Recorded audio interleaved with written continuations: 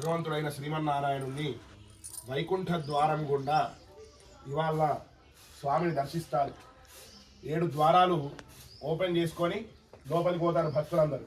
కానీ ఇవాళ దేవతలు 3 కోటి మంది దేవతలందరూ కూడా స్వామిని దర్శించుకునేటటువంటి ఆ భక్తితోటి ఆ ద్వారాలన్నీ వెళ్లకుండా సైడ్ నుండి ఉత్తరం నుండి వెళ్ళి స్వామిని దర్శించుకుంటారు. అందుకే దానికి వైకుంఠ ఉత్తర ద్వార దర్శనం అని పేరు. స్వామి ఇవాళ ఈ రోజు తర్వాత నుండి ఒక 2-3 రోజుల్లో ఉత్తరాయణం అనేది మొదలవుతుంది. ఈ ఉత్తర ద్వార దర్శనంతో ఉత్తరాయణము అనేది మొదలవుతుంది. స్వామివారి ఇన్ని రోజులు యోగ నిద్రలో ఉంటారు. ఆ యోగ నిద్రలో నుండి లేచిన తర్వాత వెంటనే స్వామివారి పాదాలను దర్శించుకోవడానికి ఉత్తర ద్వారం గుండా వైకుంఠ ద్వారం గుండా అమ్మవారు దేవతలందరూ కూడా దర్శించుకుంటారు.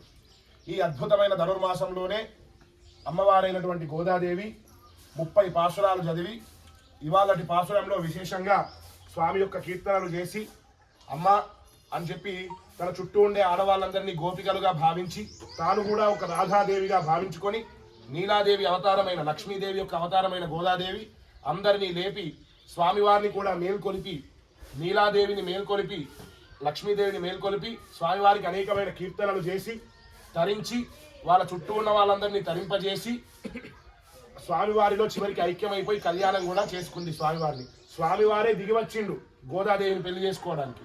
ఆ పూలమాలలు కూడా అమ్మవారి మీద వేసుకొని స్వామివారి మీద వేసేది గోదాదేవి. ఎందుకు అంటే నేను ఆయన యొక్క భార్యని అని భావించేది. అలా భావించిన తర్వాత ముందు మెడలో వేసుకొని రంగనాథుని మీద వేసింది. అప్పుడు రంగనాథుడు మురిసిపోయాడు. పూజారి వట్టి పూలమాల వస్తే ఒప్పుకోలేదు దేవుడు. గోదాదేవి మీద పడ్డంగానే నా దగ్గరికి రావాలి అని అన్నాడు. అలాంటి అద్భుతమైన గోదాదేవి మహాలక్ష్మి. ఆవిడే శ్రీవ్రతము అనేటటువంటిది ఒకటి మనందరికీ పరిచయం చేసింది.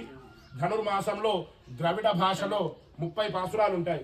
ఆ 30 పాసురాలు చదివి భగవంతుడు ఐక్యమైపోయింది. దీన్ని ప్రతి ఒక్కరూ అనుసంధానం చేయవచ్చు, ఎవరైనా చదవచ్చు. బ్రాహ్మణులనే కాదు, వైష్ణవులనే కాదు, అన్ని వర్ణాల వాళ్ళు, అన్ని కులాల వాళ్ళు, ఎవరు తిరిగిన వాళ్ళందరూ చదవచ్చు. మరి గారెప్పలు తినడానికి అన్నీ అంత మంచిగా చదువుతారు.